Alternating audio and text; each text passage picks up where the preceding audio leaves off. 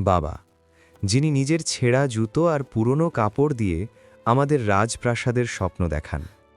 আমরা বড় হওয়ার নেশায় যখন ছুটতে থাকি তখন ভুলে যাই আমাদের এই শক্ত ভিতটি গড়ে দিতে গিয়ে একজোড়া মানুষ নিজের সব শখ বিসর্জন দিয়েছেন।